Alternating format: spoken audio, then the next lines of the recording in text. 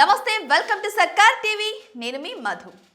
Andhra Pradesh deputy CM Pawan Kalyan కూటమి అధికారం చేపట్టినప్పటి నుంచి అటు అసెంబ్లీలో బయట సభలలో కూటమిదే మరో 15 ఏళ్లు అధికారం అంటూ పదే పదే పవన్ కళ్యాణ్ ఎన్నో సందర్భాల్లో తెలియజేశారు.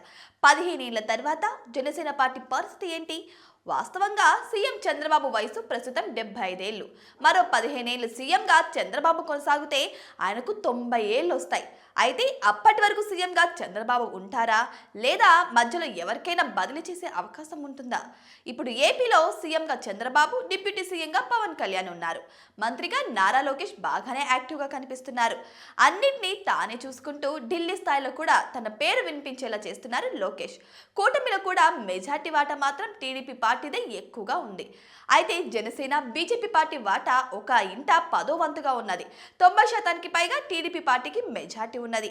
దీన్ని బట్టి చూస్తే 15 ఏళ్లు కాదు, ఎన్ని సంవత్సరాలైనా కూటమి అధికారంలో ఉండే సీఎంగా టీడీపీ పార్టీ వారే అవుతారు తప్ప అందులో మెజార్టీ వాటా ఉన్న జనసేన పార్టీకి అయితే రాదని అంటున్నారు.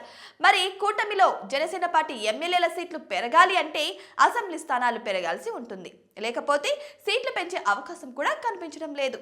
వీటికి తోడు ఈ 5 ఏళ్ల పాటు జనసేన పార్టీ పనితీరుపైన గమనించిన ప్రజలు ఏ విధంగా స్పందిస్తారనే విషయం కూడా చూడాలి.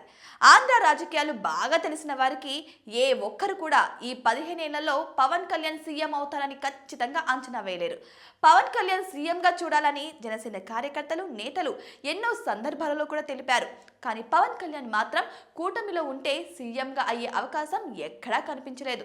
కేవలం డిప్యూటీ సీఎంగా మాత్రమే కొనసాగించాల్సి ఉంటుంది, లేకపోతే జాతీయ రాజకీయాల్లోకి వెళ్ళిపోవాల్సి ఉంటుంది. ఇప్పటికే పార్టీ శ్రేణులు మెంబర్షిప్ చేసుకోవడానికి పెద్దగా ఆసక్తి చూపలేదని ఇన్సైడ్ వర్గాల నుంచి వినిపిస్తున్నాయి. ముఖ్యంగా 15 ఏళ్ల పాటు కూటమిలోనే ఉండడం అనే విషయం అటు నేతలను, కార్యకర్తలను చాలా అసంతృప్తికి గురి చేస్తుందట.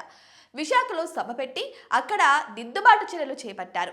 ఇదంతా బాగానే ఉన్నా పార్టీ శ్రేణులకు కూడా ఒక దిశానిర్దేశం అనేది ఉండాలి. ముఖ్యంగా ఫలానా సమయానికి మనం అధికారం చేపట్టాలి, లేకపోతే కూటమిలో సగభాగం సీట్లను మనం చేరే స్థాయికి ఎదగాలని లక్ష్యం ఉండాలి. కానీ ఇవన్నీ జనసేన పార్టీలో ఎక్కడా కనిపించడం లేదు. కేవలం 15 ఏళ్లు కూటమిలో ఉంటాం అనే విషయాన్ని మాత్రమే చెబుతున్నారు పవన్ కళ్యాణ్. మరి పవన్ కళ్యాణ్ సీఎం అవుతారా లేదా అనేది $1 మిలియన్ ప్రశ్నగా మిగిలిపోయింది.